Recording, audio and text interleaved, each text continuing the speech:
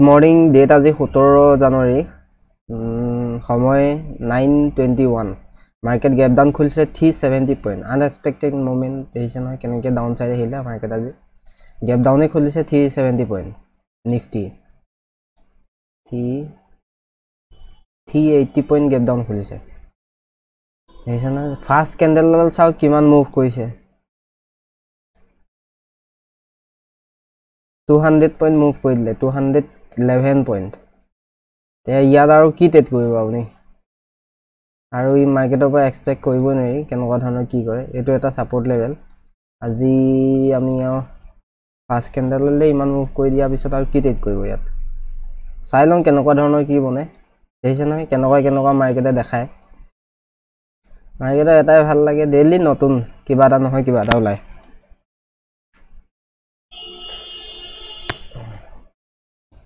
$380 point gap down খুলি 200 point gap মানে first ক্যান্ডেলে 200 পয়েন্টের উপরত মানে ক্লোজ দিছে এডাল ক্যান্ডেলে চাইলাম আমি যদি এই ক্যান্ডেলডালৰ ফিবোনাচি ৰিট্ৰেসমেন্ট কৰো 38.8% আৰু 50% এইটো লেভেলত বহে আৰু তাৰ তলত চালে এইটো এটা সাপোৰ্ট লেভেল আহে তো 12 জানুৱাৰী সাপোৰ্ট লেভেল চাই লওঁ কেনেকুৱা ধৰণৰ কি নিউজ ওলালে আজি ইমান নিউজৰ ইমান চোৱা নাই চাই লওঁ কি কাৰণে ইমান গ্যাপ ডাউন খুলিলে চাই লৈ যদি কাম কৰিব পাৰো আপোনালোকক দেখাম আৰু যে আজি কাম কৰিবলৈ সুবিধা পাম তাকে আশা নাই চাওঁচোন কিবা কিবি সেটআপ যদি বনে হয়তো মার্কেট সাইডৱে হৈ যাবলৈ আছে ইয়াতে ফাৰ্স্ট ক্যান্ডেললে ইমান মুভ দি দিলে চাই লওঁ কেনেকুৱা ধৰণৰ কি বনে আপোনালোকক দেখাই আছো দেখিছে ফাৰ্স্ট ক্যান্ডেল কিমান বুলিশ ক্যান্ডেল বনিছে এডাল ইয়াৰ পৰা গৈছে 640 ওচৰৰ পৰা গৈছে ডাইৰেক্ট 840 লৈকে 200 ৰ ওপৰত মুভ দিছে মাৰ্কেট ৰেড ক্যান্ডেল বনাই আছে ফিবোনাচি ৰিট্ৰেসমেন্টৰ ওচৰলৈ আহি আছে ৰেড ক্যান্ডেল বনাই ইমান ফাস্ট মুভ যদি এবাৰ ৰিটেস্ট কৰি ইয়াত কিবা বুলিশ প্যাটাৰ্ন বনে এবাৰ বাইং সাইডত চাব পৰা হয় যদি এটো ব্ৰেক কৰে আকৌ ইয়াত তলত এটা সাপোৰ্ট লেভেল আছে যদি ব্ৰেক কৰে তেতিয়াহে সেল সাইড চাব পৰা হয়তো আজি লো আৰু নলগাবলৈ আছে এটো লো নাপাবহি আছে চাই লওঁ 1 আৱাৰত যদি আমি চাওঁ 1 ডে ক্যান্ডেল চাওঁ আমি 1 ডে ক্যান্ডেলত চালে দেখিছে যোনডখত কনসলিডেশন কৰি আছিল মানে সাইডৱে হৈ আছিল মাৰ্কেট সেই লেভেলটোলৈ আহি গ'ল মাৰ্কেট ব্ৰেক কৰিছিল আগত গ্যাপ ডাউন হৈ পিনি হেটো লেভেললৈ গুচি আহিলে যদি 1 আৱাৰত চাওঁ আমি এটো লেভেল পাৰ কৰিবলৈ অকমান কঠিন আছে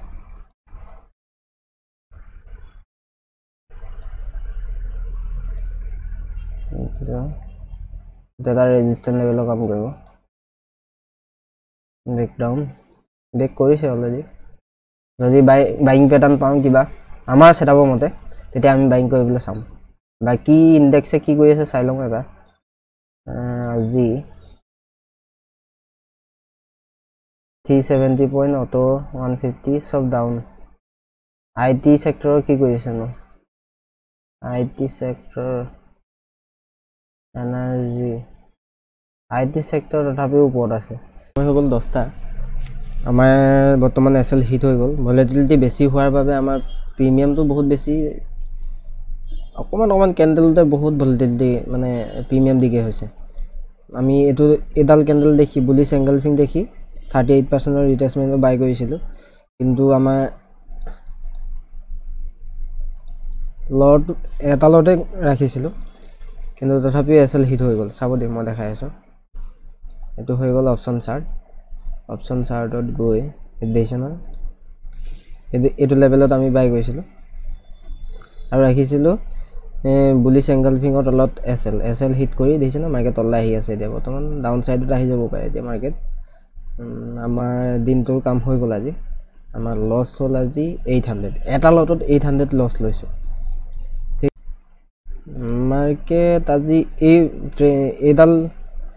হয়তো ইয়াত ব্ৰেকআউট হ'ব পাৰে লেভেল ব্ৰেকআউট হ'ব পাৰে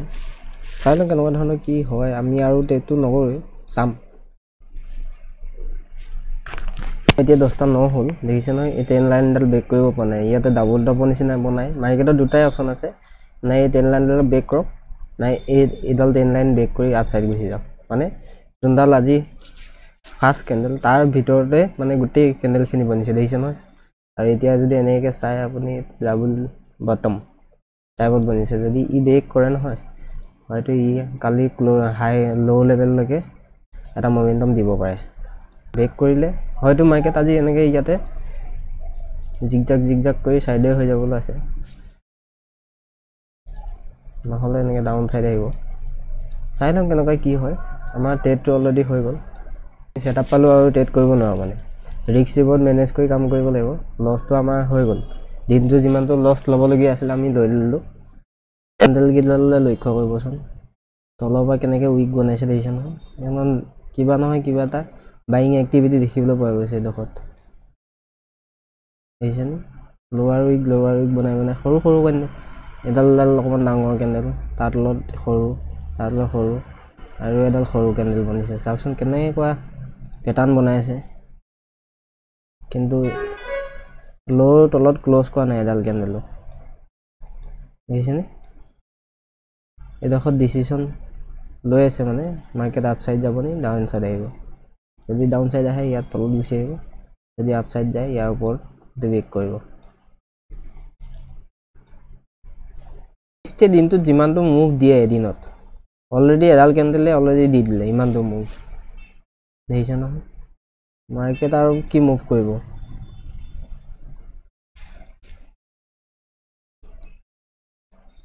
মাৰ্কেটক সাৰপ্ৰাইজ কৰাটো বহুত বেছিকৈ সাৰপ্ৰাইজ কৰে ক'ব নোৱাৰি মানে আপসাইড হয়তো বহুত ডাঙৰ মোমেন্টাম কৰিবলৈ আছে সেইটো কাৰণে আমি ক'ব নোৱাৰোঁ যে মাৰ্কেট নাই আজি আৰু মুভ নহয় বুলি আমি চোৱা বাহিৰে বেলেগ উপায় নাই দেখিছে নহয় এই কেণ্ডেল কেইডালত যিকোনো এডালৰ ভিতৰত যদি মানে ল' লেভেল ক্ল'জ কৰে নহয় ল' লেভেলত তলত ডাইৰেক্ট ব্ৰেক কৰিব এইটো চাব এই লেভেলটো ব্ৰেক কৰি দিব বৰ্তমান ক্ল'জ কৰিবলৈ গৈ আছে কিন্তু হোৱা নাই 40 ছেকেণ্ড আছে ল' লেভেল ব্ৰেক কৰিলে চাব তাহলে যদি ইয়াৰ ল' ব্ৰেক কৰি ক্ল'জ কৰে নহয় ডাউন সাইড আহি যাব মাৰ্কেট